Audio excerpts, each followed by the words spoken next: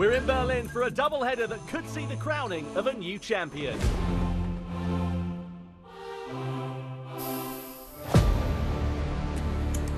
Will it be a Porsche fight back as Roland stands on the brink of glory? Lights out, Formula E is go! What a race from Oliver Roland. Oh, wow.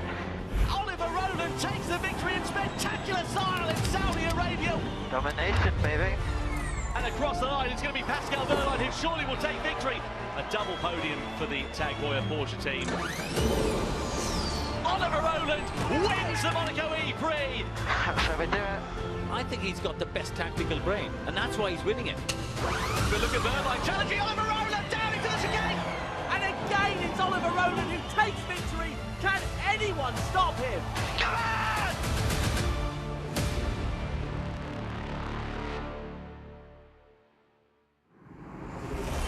Hello and welcome to the penultimate event of the ABB FIA Formula E World Championship in rounds 13 and 14 of the Hankook Berlin ePrix. After 12 rounds across 8 countries, it could all come down to this, as championship leader Oliver Roland looks to seal his first world title after an undeniably dominant performance across the season. Looking to make sure the fight goes down to the London finale, however, will be his two closest championship rivals, Pascal Wehrlein and Antonio Felix da Costa, as they do all they can to see the purple Porsche back on top. But before we get into all the action from race 1 here in the German capital, time now to take it back to last time out in the hot and humid climes of Jakarta. Welcome to the Serena Jakarta ePrix. It will be smarter in Jakarta as the 5 lights go out and re-go racing. And Fergus misjudged his braking, plowed straight into the back of the Kiwi. Oh, contact! Dennis loses front wing down into turn 1. What was that? Safety car is out, we can see on our timing screen. It's a very quick safety car though, and it's in this lap, so let's get back to racing. Oh, lay on the brakes there for Wehrlein into the side of Roland down at turn 7. Does he get it stopped just about? It's Jake Hughes who's come to a stop. This could be absolutely Dan Ticktum's favourite situation right now. Oh, that's a technical failure, surely. And De Vries in some bother here as well, so he's come to a stop. It is Dan Ticktum that leads the race from Edo Mortara. Mortara is nowhere near close enough as we come down into what is really the final overtaking zone on this lap, and unless Ticktum fluffs his lines, he has surely got track position. The British driver takes the checkered flag. Dan Ticktum wins here in Jakarta to the delight of Cupricero. What a fantastic race here in Formula E, and what delight for Cupricero and for that team to take their first victory since season 2.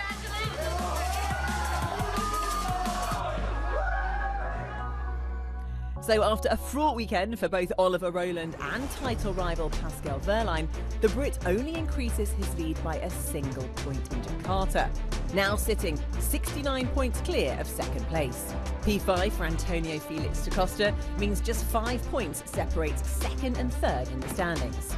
Taylor Barnard remains in fourth, with Cupricero's Dan Ticktum jumping from 10th to 5th after his sensational victory in round 12. I was actually quite melancholy when it just happened, because it was just sort of a lot of inner hatred of proving people wrong, basically. Tough start to the season, but you know, we are our highest point scorer in the last 5 races, so yeah, I think we've really sort of got used to the car as a team, myself included, you know, confident. We seem to be getting in the window, lots of changing conditions over the last few races, and we seem to be there or thereabouts always. So yeah, very, very proud and very happy for the team, and yeah, just it's good. I would not speak about disappointment for the Jakarta race weekend. I would speak about more as a, let's say, as a positive race weekend for us. We were showing great pace. Both Nick and I, we were actually racing at the front. Both cars actually qualifying in the duels, and the race actually did go actually quite good. We were a little bit unlucky, let's say, with the full course yellow and safety cars at some point. But you know, this is Formula E. It's always very unpredictable. Yeah, obviously a very good weekend. As a team, we really showed strong performance. The cars were performing well. I felt good, you know, in all sort of conditions, be it you know, the mixed conditions that we had in practice, qualifying on push running in the race when it came to, you know, being efficient and picking your way through the field. So no, a very positive weekend, and the goal is to carry that momentum into the last 4 races of the season. I'm feeling very happy to be here in Berlin. It's a very special venue for me. It's my home race, and I did also my first Formula E appearance here in season 9 in the rookie test. So yeah, it was the first time I was driving here in a Formula E car, and I really enjoyed it, so I'm happy to be here back, and yeah, also participating at the race now. It's not much to prove, you know. We've actually won this race a few times. We won it last year, so we know how to do it. We also know that Formula E races can be very chaotic in a fun way, so we just have to be there ready to take opportunities and make them count. With the team's championship being so close, yeah, the goal is there and the motivation is there to try and grab that one. We do have a significant lead in the championship, and there is a chance to wrap it up here, but I'm also very much aware that the other drivers are at a super high level as well. So yeah, I'm just focused on doing the best race I can on Saturday, and then switch the attention to Sunday. But yeah, if I can eke a few more points out on Saturday, it could be a good day, and then if not on Sunday, we'll try again. Over now to Formula E commentator Tom Brooks with a closer look at the Hankook Berlin ePrix circuit. Rounds 13 and 14 of Formula E continues in Berlin. The penultimate weekend of 2025 is held at the legendary Tempelhof circuit. 2.3 kilometres, 15 turns in total. Let's take a closer look. Down into the first couple of corners. Turn 2 is where attack mode will be activated at Skymaster corner. 50 kilowatts of extra power and all-wheel drive. Then a 90 left and 90 right before we come on to the back straight. Turn 6 and 7 is a double apex right-handed hairpin, and it's a brilliant overtaking opportunity, but does punish those who make mistakes. So keep an eye out for that in qualifying and in the race. Then another double apex hairpin of turns 9 and 10 before the final sector awaits the drivers. The most technical part of the lap is this triple apex left-hander, which leads on to the start-finish straight. You can get 2x2 through there, but you have to have a very willing darts partner. Pit Boost returns on Saturday here in Germany, and Sunday can see Oliver Rowland wrap up the Drivers' World Championship as well, but he had a tricky weekend last time out in Jakarta. Can he bounce back in Berlin? Time now to head down to the grid as we join Alan McNish and Andre Lotterer alongside Tom Brooks in the commentary box for the start of race 1 here in Berlin. The top 10 looks like this. Taylor Barnard got his debut points here last season. He'll be looking to add to his 3 podiums in season 11. Berline, a 3-place penalty for him for a collision in FP1 with his teammates. He is 69 points behind Oliver Rowland in the championship. Ticktum scored points here only once before in Berlin. Next up is Jean-Eric Vergne. He won here back in 2020. And Antonio Felix da Costa won the title here in the same year as well. He'll be hoping to add to the strong tally this afternoon. Maximilian Günther, P5 on the grid. And in 4th position, Jake Hughes. That's Maserati's second top 4 start of 2025. Oliver Rowland must finish second or better to be crowned the world champion here this afternoon. Robin Freins gets his second consecutive front row start at Tempelhof when he was second on the grid for Abt Cupra back in 2023. And Mitch Evans, his first pole since London 24, his 10th career pole. He's aiming for his first point since Sao Paulo 2024, where of course he took victory. And who is going to win this one? It's a title decider in Tempelhof as the lights go out and we go racing. Away we go, and a good start from Robin Freins off the start of the front row of the grid. Mitch Evans, though, gets the advantage down towards turn 1. Look at the DS Penske of Maximilian Günther on the outside. Rowland there in the middle. 3 abreast in the mid-pack down into the first corner. But Evans gets the whole shot, gets the advantage, but Jake Dennis is stranded on the grid. So that's a disaster there for Jake Dennis. And now we've got Antonio Felix da Costa in front of Oliver Rowland through turn 3 and 4. Rowland loses a couple of places from where he started. Yeah, I mean, a tricky start there for the championship leader, down into 5th place, and we have got that yellow flag, which is more than likely going to be for Jake Dennis there, because he didn't get off the line. Oh, a bit of argy-bargy going on into the hairpin bend there as well, with one of the McLarens and a safety car out, so Dennis has not been able to get the car going. It is still stranded on the grid. As we can see, yeah, he's waving his hands before the lights have even gone off, didn't he, Alan? Yeah, so 3 drivers in attack mode, 4 minutes for these drivers. First of all, they've got 8 minutes in total of their deployment. And look at Mitch Evans already right on the back of Robin Freins in the next couple of corners. Freins is deep into turn 7. That allows the door to be open for Evans, and he walks straight through it up into the lead of the race for Mitch Evans. Felipe Drugovich, 5-second time penalty for speeding in the pit lane. His first single-seater race since 2022. Unfortunately, does not have a particularly happy start to life there. Now, this is a pit boost race, just to remind you. So drivers will have to come in, take a mandatory pit stop in the race, get an extra 10% worth of energy. OK, Verline has same attack remaining as us. 2 DSs P3, P4 have already taken both attack. We're in a good position.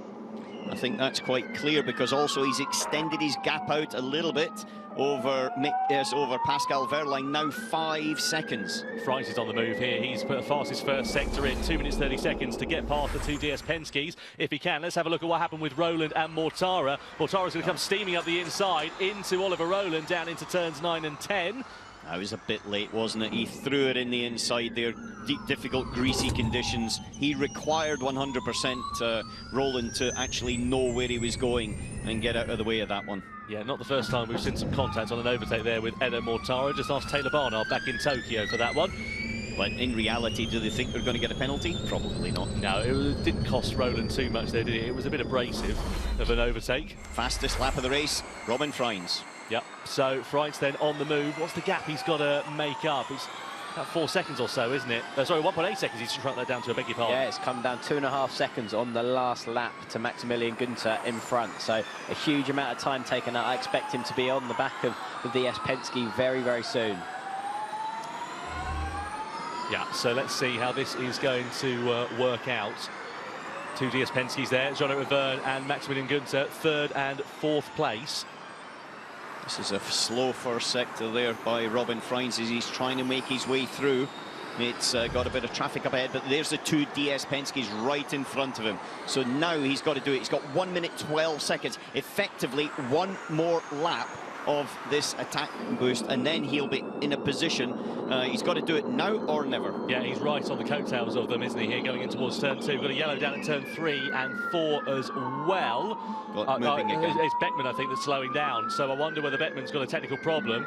And if he comes to a halt, that could bring out a full course yellow. Could bring out a safety car, which could come to the rescue of the Cupra Kiros. Slow.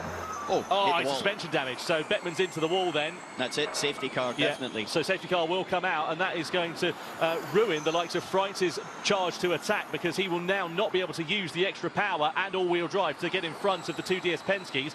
Also for Sete Camara and Drugovich as well, it's not helping them either. He can do it until there's a safety car, so he can keep going flat out now for 23 seconds until there's a safety car, which there is. Yeah, now he's lost it. Yeah, so no chance there for Freins to take advantage of it, and that's a big shame for his race. He was, what, 0.2 of a second off the back of them before that safety car was thrown. He was really close, but I wonder how this could potentially affect David Beckman's teammate, Dan Ticktum. He's got 2 attack modes still to play with. The question is, does he have enough time to use all 8 minutes? I think we're going to see what happened here with David Beckman, as we've got a car go deep.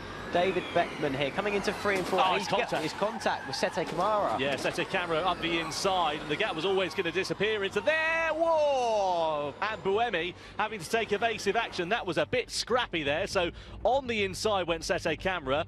Door shut by David Beckman. I think completely fairly so there as well. It was a bit 50-50 in some respects, but either way, it results in the Nissan driver pirouetting round. Suspension damage for Beckman as he clattered the wall on the outside of 3. The German out of the race, and it brings out a safety car. Now, Tom, we spoke about this off camera earlier. How long the safety car is out will affect how many added laps gets added to this race. So that could be Dan Ticktum's saving grace if it's a short safety car here. Green flag is going to fly, though, and Mitch Evans is going to lead the field across the timeline as we begin lap 33 and come to begin racing once more. So Evans leads them. Verline there in second. He's stuck behind Sergio Sete Camara, who's somewhat out of sequence. Side by side we go. Further back there as well with Robin Freins and Maximilian Günther. Into attack mode goes Evans from the race lead. He's going to drop behind Sete Camara, and Sete Camara could be a bit of a disruptor here in this race, because the blue flags are not flying at the moment. Crucially, Evans has kept track position over Pascal Verline there. That's really important. Rowland's gone for his attack mode. De Costa and Mortara did not. So Rowland's now got a lot of work to do. do, try and make up the ground that he would have lost as a result of that attack mode with the field all bunched up. He's now got to get Hughes, Van Dorn, etc. There's a spinner at the back. There's a couple of people spun. Car 23. Oh, is it Rowland? It's Oliver Rowland, the championship leader, who spun down at turn 6. Oh, the boy from Barnsley, the championship will not be decided then here this afternoon. The yellow flag is out. It goes away as the track is cleared. And is he out of the race? Has he got damage? He does. He's got towing. He's damaged the right front suspension, the left front. One of the two is heavily damaged there. Oliver Rowland's out. Huge drama here in Berlin. Oliver Rowland out of the race. Just as he went into attack mode, that's the risk with all the field bunched up. Meanwhile, you've got Gunter and Freins going side by side. Sete Camera goes in for his final attack mode deployment. Likewise, Da Costa and Mortara, who follow them through as well. And Da Costa immediately trying to take advantage as he looks to pounce on Hughes, but contact between the two into turn 3 and turn 4. Hughes pirouettes it round and recovers it beautifully, but that has cost him very dearly indeed. And now we're going to see more moves being made potentially into turn 6 and turn 7. 3 drivers all in attack mode. On the inside goes Taylor Barnard against Ella Mortara into turn 7. Mortara loses a place. Barnard gains one into the hairpin. Mortara's fighting back. He's on the outside. Are they both going to make it cleanly through? Side by side they go on the exit of the corner. Mortara's on the outside line here, and Barnard's going to be ready to try and take profit, but Barnard is through as Rowland is out of the race. What is this Djokovic doing, man? What a shame for Oliver Rowland. His race comes to an end. Damage after contact, presumably there, with Felipe Drugovich. Ends his championship challenge here this afternoon. How's the car? Question. Not good. Yeah, so he's out of the race. Meanwhile, Evans is in attack mode. He went a lap earlier than Pascal Wehrlein. Gunter is a bit academic here in this one because he hasn't got any attack mode deployments remaining as we look at a slight move on the inside there. Who's that on the outside? That's the Nissan, of course, of Sergio Sette Camera, the last one remaining in this race as Rowland retires from it. There's Freins on the inside. He's got it done. Yeah. Can he make that move stick? He can. Oh, it's a bit squibbly here because they're all battling for positions a lap behind here, aren't they? So Wehrlein now in front of Max Gunter. He's got the move done. What's the gap between himself and Mitch Evans? It's 5 seconds or so. So Evans, with that early attack mode deployment, has built out an advantage, and it's working quite nicely because even though Wehrlein's got a couple of minutes more, 3 minutes more really, than Evans in front, the gap, I think, is going to be too great for him to close down. Hughes and Da Costa under investigation as well. There is Da Costa looking to the inside of Freins. Does he get it done down into turn 2? He does. Mortara follows him through there also. But look who's sailing through the field now. Taylor Barnard up to 4th with 44 seconds left as well. Looks like this could be a late search for Taylor Barnard. Yeah, he's having an absolute cracker here, isn't he? Coming down in towards turn 6 and 7. This is the corners where we've seen so much drama here in this race, and you've got cars out of sequence here in this one, including the 2 Lola Yamaha Apps machines there as well. We still haven't had the added laps confirmed yet as well, so it's worth noting there will be more laps to be added to the end of this race as we see Oliver Rowland, championship leader. What happened down at turn 6? Let's have a look. He's going to be in the mid-pack then here, and Drugovich there on the outside. Oh, it wasn't Drugovich he came together with, it was Van Dorn that was the contact. Kind of looks a little bit more like Rowland there, sticking it down the inside on that particular one that we saw. Right front suspension damage. Yeah, well, it cost Rowland very dear. So Drugovich is on the outside then here, and there is Van Dorn, who he just clatters into the side of. Yeah, it feels like to me he was maybe looking in his mirrors trying to find someone responsible there, Oliver Rowland, and it was maybe a little bit over-ambitious down into turn 6. Very good drive by Pascal Wehrlein, wherever he finishes, because he started off 9th. He was sort of sandwiched at the first corner, came through very aggressively, controlled the gaps. Good strategy from the team as well, and put him into a position where he's in with a sniff of taking the full points for winning. Pretty equal in terms of energy. Okay, Wehrlein out of attack. This is a straight race to the finish. So it is gloves off between Evans and Wehrlein for victory then here. As I was just saying, pretty equal on energy in terms of Evans and Wehrlein. Don't think it's going to be too much to worry about, courtesy of that late safety car, which will allow the drivers to just lift and coast a bit. So, down in towards turns 6 and 7. Let's have a look at the point standings just to remind you. If the checkered flag fell now, 172 for Roland, 122 for Pascal Wehrlein. Keeps him in the championship fight another day. Yeah, 50 points that'll be the gap, and he needs to finish this weekend with a 58-point margin to be champion. We've got a moment for Wehrlein there. Yeah, he's deep into turns 9 and 10, and that's the opportunity gone then for Pascal Wehrlein. Unless Evans makes an error now, you would imagine that Evans has got this one sewn up. Yeah, he just went in a little bit deep, got slightly onto the greasier side. You can see there's a dryish line now, but it's very, very narrow. And that, as you say, I think it's gone now onto the final lap of the race. Van Dorn and Roland's incident will be investigated after the race to keep an eye out for any penalties coming the way of Oliver Roland, potentially, because we think that he was the driver that was more at fault than the other. Meanwhile, Casti's got himself up into 6th position. Buemi's made a bit of ground there as well. He's up into 8th place against Dan Ticktum. There is Oliver Roland, and a case of what might have been for the boy from Barnsley on the precipice of greatness, and it has not worked out at all. We come, though, into the final sector.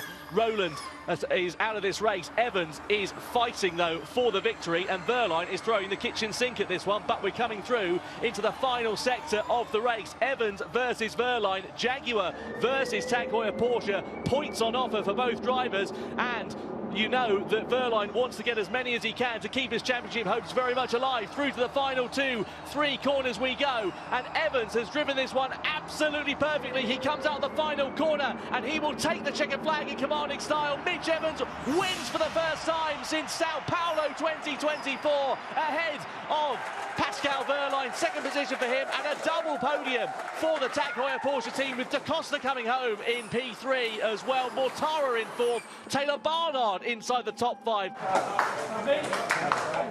As Mitch Evans stands aloft the Jaguar TCS racing car as the winner for the 2nd time in season 11. Oh, Da Costa's picked up a 5-second time penalty for causing a collision. Well, what a round 13 we've had here in Berlin. Mitch Evans takes his first victory since Sao Paulo last year, with Pascal Wehrlein keeping his championship hopes alive in 2nd place. Edo Mortara promoted up to 3rd, courtesy of the 5-second penalty for Antonio Felix da Costa after he had contact with Jake Hughes in the closing stages. And a great top 5 also for Nick Casti in the 2nd Jaguar TCS racing car. He came through from 21st on the grid. Further down the order, though, the big story was Oliver Roland, championship leader, out of the race after contact with Stoffel Van Dorn following the safety car. Means that he has to go into round 14 in order to be able to win the championship. No points here this afternoon. I wasn't expecting that today. So for us since Sao Paulo. And yeah, tricky conditions, lot to manage in the race. Was managing some stuff towards the end of the race with the brakes, which wasn't easy. Wasn't overly welcome. I was quite happy with a bit of a gap, but nonetheless, the car seemed pretty competitive all throughout the race, and good strategy calls from the team. Yeah, my guys really needed this, so yeah, this is for them. And in terms of the Drivers' Championship, Oliver Roland's lead is now at 50 points over Pascal Wehrlein. He needs 58 at the end of this weekend to be crowned as the world champion. Barnard, with his strong finish, is now up into 3rd ahead of Antonio Felix da Costa, and Mortara's podium promotes him up to 6th in the standings as well. Further down the order, Mitch Evans also making some ground after his first points finish in 2025. And some other drivers moving further down the order. Still Zane Maloney and David Beckman yet to score this season. In terms of the Teams Championship, the gap coming into this weekend between Tag Heuer Porsche and Nissan was 10 points. As you can see, it's extended by 20 with Tag Heuer Porsche scoring here this afternoon. Mahindra up into 4th, leapfrogging ahead of McLaren, as well as Jaguar TCS Racing jumping ahead of Andretti. And Envision now up into 9th place in front of Cupra Kiro.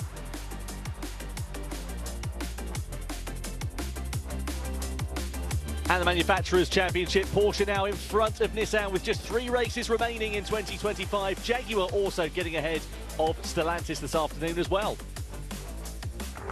And sheer delight for the Kiwi as he holds it aloft in front of the adoring crowd here in Berlin. Mitch Evans is a winner once again.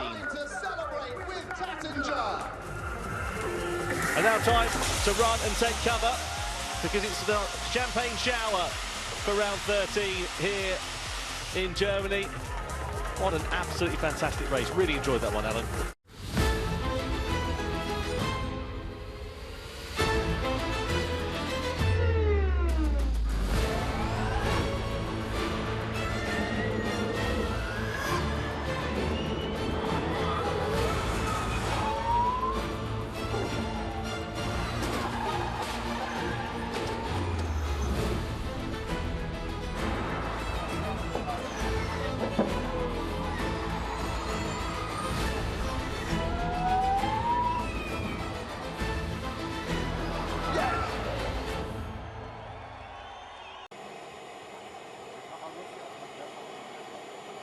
The top 10, here is how it lines up. Eden Mortara, back-to-back podiums for him yesterday after a third position at the checkered flag. Next up, Mitch Evans, pole and a second win of season 11 for him here on Saturday. Can he convert that into a strong result today? Oliver Rowland, 5-place grid penalty after contact with Van Dorn. He needs to get into 58 points of the lead of the championship to be crowned as that here this afternoon. Next up is Taylor Barnard, needs to beat Rowland by 11 points here today. Van Dorn, that's his first time starting sixth since Miami on the grid here for the Maserati MSG team. And Nico Müller makes his first dual appearance in season 11 with P5 on the grid. Second row is occupied by Robin Freitz, his second successive top four start here this afternoon. Antonio Felix da Costa, meanwhile, will lead Porsche's challenge from the second row of the grid. He'll be aiding their team's championship to increase it by 30 points. Dan Ticktum, an all-Porsche-powered front row, 2/10 slower in qualifying, though, than Pascal Wehrlein. His first pole position since Mexico. The gap to Oliver Rowland is 47 points, and he needs to outscore him here this afternoon to stay in contention for the Drivers' World Championship. 47 points is the gap. 58 is what Oliver Rowland needs here today to be crowned as the world champion. Billy Munger, can he do it? It's going to be hard, to be honest, because Pascal Wehrlein has looked dominant in dry conditions. In qualifying, he had the 3 fastest laps of all of the drivers. So for me, something's got to go drastically wrong at Porsche for him to not keep this alive. 38 laps of action ready to begin as the drivers do their burnouts. This is Oliver Rowland's view, qualified in third place, but that 5-place grid penalty here for him. Alan, it's not too much of a problem, though, because the last 4 out of 5 winners here have started outside of the top 8. Yeah, also, this is going to be quite an energy-sensitive race, so therefore there'll be a lot of, I would say, just moving around for position and then trying to conserve energy for the first half. It's really going to be in the last 5 or 6 laps we're going to see the action. Well, it is now dry, thankfully. It's also very warm down there as well. Track temperature up at 30 degrees. That's 10 degrees warmer than we've had at any point throughout this weekend. It's a big step into the unknown. As we said, it's going to be a high energy intensity pack race here in Germany as the 22 drivers are lined up on the grid. The green flag will be waved at the back as the 5 red lights are about to come on. Who will win in Berlin as the lights go out? And we go racing. Good start from Wehrlein. Nice one from Ticktum off the front row of the grid as well. Look at Robin Freitz coming through on Da Costa down towards the first corner, side by side with Wehrlein and Ticktum. Who leads into turn 2? Ticktum's got the inside line, but Wehrlein holds it around the outside. Da Costa up into third as well against Robin Freitz. So he's up into P3. On the outside there is Nico Müller in the Andretti looking to get the better of Freitz through into the right-hander, but Wehrlein it is that leads. Yeah, it's a solid start so far for the championship contender, Pascal Wehrlein there, all kind of being fairly calm and relaxed on this first couple of laps. We think this is going to be an energy-efficient race, which is why I don't think anyone's really going too gung-ho at the start. Rowland's made a place up from where he started, 7th on the grid. Oh, blimey, look at that on the inside there as well. That is Taylor Barnard making some moves going down into the hairpin of turn 9. Spoke too soon, didn't I, Tom? Spoke too soon. He said he was going to be aggressive, though, Taylor. He said it, even though he is in the championship fight. Third in the championship is Taylor Barnard. He did say he would be aggressive, and he's gone past 2 of them there in the last corner. 2 for the price of 1 then for Taylor Barnard. He's now up behind Dan Ticktum. Barnard through into third after starting in 7th on the grid. Rowland still sits in P7 as we come to the end of the first lap. Very different strategies there. Oliver Rowland's just sort of minding his own business there, making sure he keeps out of trouble as opposed to gets involved in anything. Taylor Barnard clearly wanted to get through, clearly wanted to be in behind Pascal Wehrlein. You've got Rowland there again still with Taylor Barnard, just cannot shake him off, and indeed Barnard goes through. That's probably for the best there for Oliver Rowland, just keeps him out of trouble for the time being, such as the aggressiveness that we've seen from the overtakes of Taylor Barnard. There is Da Costa with Dan Ticktum. It fans out massively. Rowland on the inside, 3 into 1. Can they make it work into turn 7? Crunch of carbon fibre. And miraculously, they all managed to make it out relatively unscathed. I have to be honest with you, though, I just thought there was going to be a replay of yesterday when Roland went down the inside and had a collision and put himself out of the race. That was pretty tight there. 19 laps then to go as Barnard goes for the lead here on Pascal Wehrlein, but here comes Da Costa on Wehrlein's inside. The gap's going to open there for Barnard. That's a lunge down into turn 2. Can he make it stick? He can. And now Taylor Barnard, the venue where he scored his debut points here 12 months ago, leads a race in the Neon McLaren. Looking at the attack mode users, we've got one towards the back of the field, sets a camera, but Mortara is also using attack mode. Yeah, Buemi's in some bother at turn 2, isn't it? So what's happened there to Sebastian Buemi? As he had contact, has a technical problem befallen the Envision driver. If they can't get that car recovered, it could trigger a full course yellow, maybe even a safety car, which would change the complexion of this race and change the strategies. They'll be trying to do a control-alt-delete reset for Buemi to hope that he can get going, at least get back to the pit lane. Safety car is out. Safety car then is deployed. We go green once again here in Berlin. Barnard leads them across, along with Da Costa, Wehrlein, Evans, and Freitz down in towards turn 1.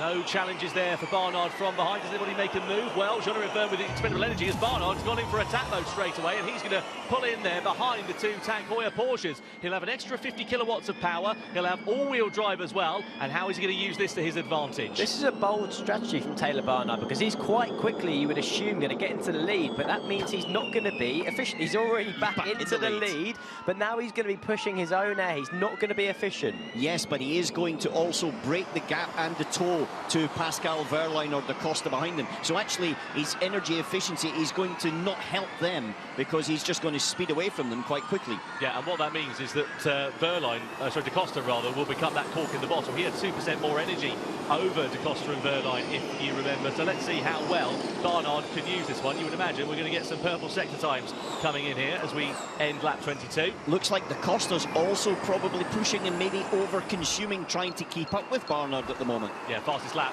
easily there for Taylor Barnard, even with attack mode. We're down into the 1 minute 2 seconds, so we're now hitting the go point of this race. Look at Evans, who's come through as well. He's into 4th position on the grid from 9th. So that's going well for Mitch Evans. And look at Barnard, he is absolutely catapulting away. We've got a yellow flag, though, out at turn 2, and it's Nico Müller that's come to a stop. We could see another safety car then here as well. I think Sam Bird might be involved in the second of the Neon McLarens. And now hit targets. We can underconsume slightly. Let's be efficient. Yeah, it's a double yellow down at turn 2. Muller's going to get going again, but Bird is going nowhere. Let's have a look on board here. Driver's eye view with Nico Müller. So we're coming down towards the first corner. It's Bird that's directly... there's contact. Yeah, right, OK. So they had contact before on the straight. So Bird has hit the back of Nico Müller, hence the reason the left front and the right rear. Yeah. So they weren't going for attack mode then, I think we can clarify. And for actual fact, they ended up there because Sam Bird was on the inside of Nico Müller with that front right puncher. Evans it is that now leads. Freitz goes to the inside into turn 6. Da Costa on Roland there as well, both in attack mode, but Roland with a minute less compared to it, and he really needs to get the elbows out. Here does Oliver Roland to the inside, 2 into 1 into turn 9. Can he make it stick? This is absolutely imperative for Oliver Roland, who leads. Oliver Roland in front in the Nissan.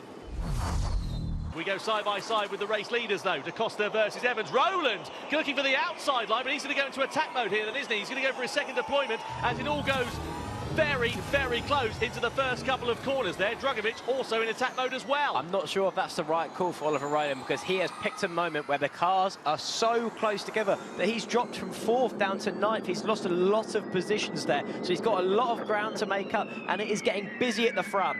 Yeah, it certainly is. Coming down into the turn 6 and 7 hairpin where we've seen so much drama unfolding. He's on the outside here then of Robin Freitz. Can he make it through? He can.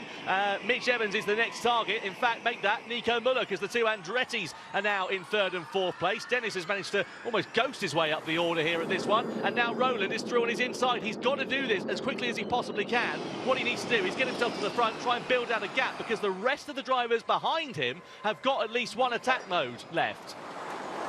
Verline's gone in for his final attack mode deployment, and Porsche employing a different strategy because Verline's got right down into 19th place, but he's got 5 minutes left of this one. But I think that's because they over-consumed at the start of this race. He's had no choice but to drop off and to consume, save some energy, and now he's got to see if he can use it while he's got attack mode. Oliver Rowland's got 3 minutes of attack mode left. He's up into second place behind John Ekberg. He needs to get into the lead and figure out if he can open up a gap to the rest of the field. Here he goes, Oliver Rowland to the outside. Vern's going to defend this one though as best he can, but I don't think he's going to have anything on the exit of the corner because of the four-wheel drive traction, and Oliver Rowland takes the lead on lap 34 from Jean-Eric Verne. The other drivers are going to have to be careful though. You need to, by regulation, have finished your attack modes by the end of the race, and at the moment Rowland has done 2. The rest of them back down until 7th place have only done 1. Yeah, certainly will. So out of the turn 10 hairpin we go then. Verline now making his way through the field. He's got 4 minutes of attack mode, and the field pretty bunched up in front of him, it's fair to say. He's got 5 seconds to the leaders. So this is a good opportunity for Verline to make some progress after going right to the very back of the field. Cassidy up to second, just taking his attack mode now. Cassidy has really dragged himself right into this game. Yeah, Cassidy's having an absolutely superlative run of this one. Look at this with Gunther versus Muller. Muller's having a great run of this. If you remember, he had a puncher. He was right at the back of the train of cars after the safety car, which he was involved in the incident that brought it out. And you can see he's now in 10th position. He was as high as 3rd a couple of laps ago. Now we find out 3 added laps. So how does this affect the drivers out there that have been conserving energy better? You'd expect it would play into their favour. I think Cassidy's got this race now to lose, hasn't he? He's in 2nd position. He's got more attack mode available. Jake Dennis still has 1 minute of attack mode. Jean-Eric Verne in 5th has still got 2 minutes. So Nick Cassidy and Jean-Eric Verne look strong right now. Cassidy was 1.5 seconds faster last time around than Oliver Rowland. He is going for broke in this one, and he's got all of the time in the world to need to use it. Dennis through on Rowland for 2nd position. Makes the move stick, nice and easy there. 50 kilowatts more power, all-wheel drive, no match there for Oliver Rowland to be able to do it. He's demoted down to 3rd place. I'm struggling to see how Pascal Verline can score points today because the drivers behind him have got an extra minute of attack mode, so it feels like he's going to be on the defence rather than the attack. Keep an eye out as well for Da Costa, who is in 8th position. He's got 2 minutes and 24 of attack mode, more than Muller in front of him. Barnard and Drugovic have used their final attack mode deployments as well, and also Pascal Verline could be set to try and come back through the order. It might just be enough for them to hold off the championship challenge here for Oliver Rowland, especially as he loses another place here to Verne at the start of lap 38. So Tom, Oliver Rowland needs to keep this position. He needs to finish in the top 4. He's very unlikely to get the fastest lap because he's used his attack modes up. Nick Cassidy has the fastest lap at the minute, so he needs to stay in the top 4 to even wrap this up before we go to London. Absolutely, yeah, this is going for broke here for Oliver Rowland. P4 at the moment would be enough with the positions of Da Costa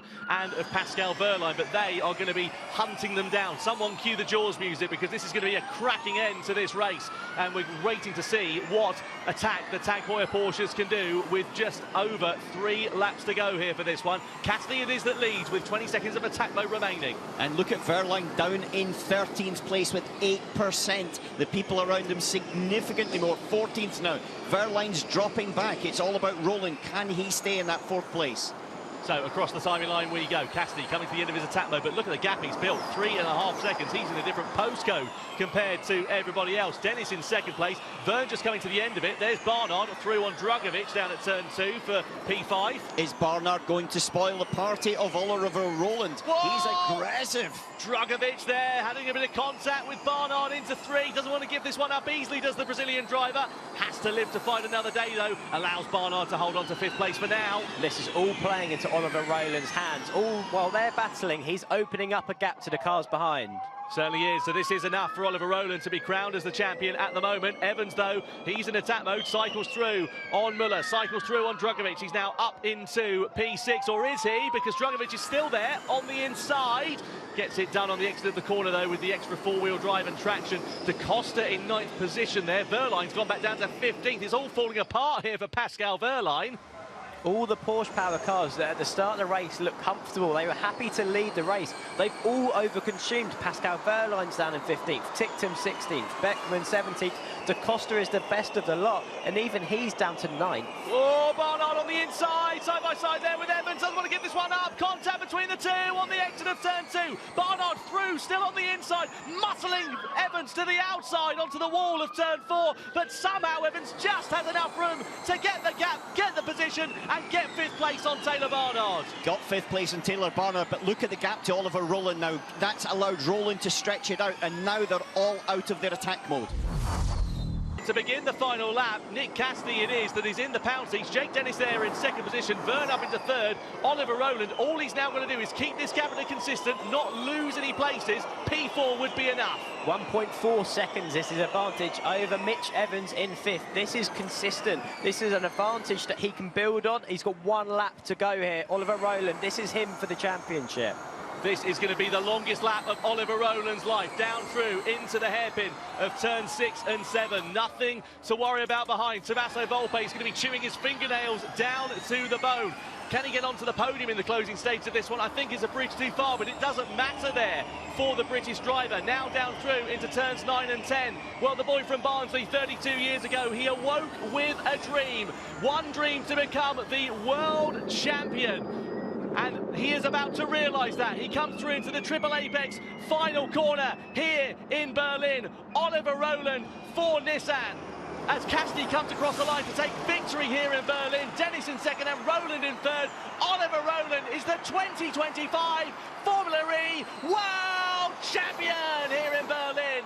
What an absolutely phenomenal season for Oliver Rowland. And he was right there when it mattered, and you can see what it means for the Nissan Formula E team. World champion. Mate, we're world champion. What a superb 14th round of the ABB FIA Formula E World Championship. Nick Cassidy is a winner. Jaguar taking back-to-back victories in Berlin. Jake Dennis in 2nd and Jean-Eric Verne in P3. But the man of the moment, Oliver Rowland, P4 was enough for him to become the 2025 World Champion. Mitch Evans inside the top 5 ahead of Taylor Barnard, and points for Felipe Drugovich there in P7 on his debut weekend as well. Quite a few non-finishes, including both in Visions, the first time that's happened all season long. Crucially there, Pascal Wehrlein down in 16th as well. Difficult end to the race. But all eyes are on this man here, Ollie Rowland, down in Parc Fermé, celebrating, or in the pit lane rather I should say, with his Nissan team. The World Championship t-shirts are out as well. And there is Tommaso Volpe, the figurehead of the Nissan Formula E team. You can see what it means for them as well. Honestly, I was just thinking before the race not to have too much damage going into London, but yeah, I couldn't believe it. I mean, unbelievable. I have no words. What a race, honestly. Talk us through that one from your perspective, because obviously you were thinking bigger picture.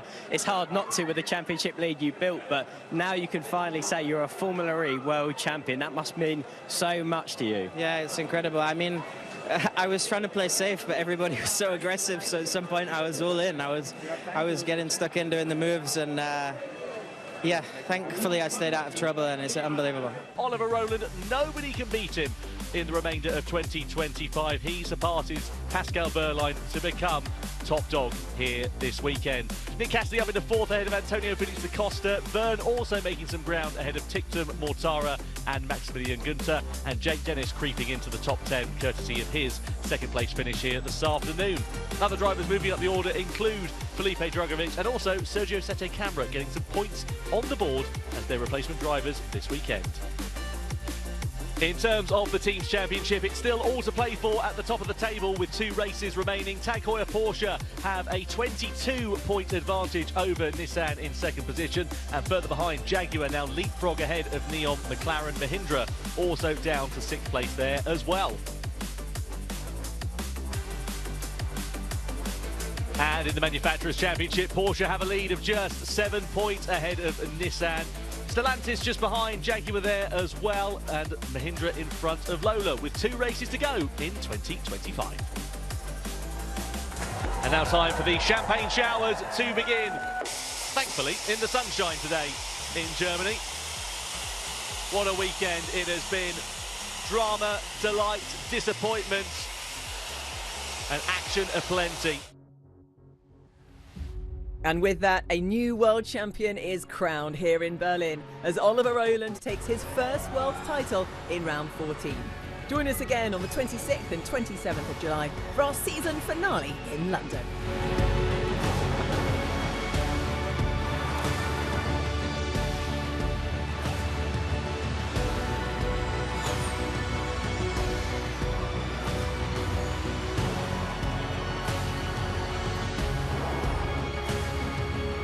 You are an amazing comeback, the best comeback in the sport, world champion. I cannot say.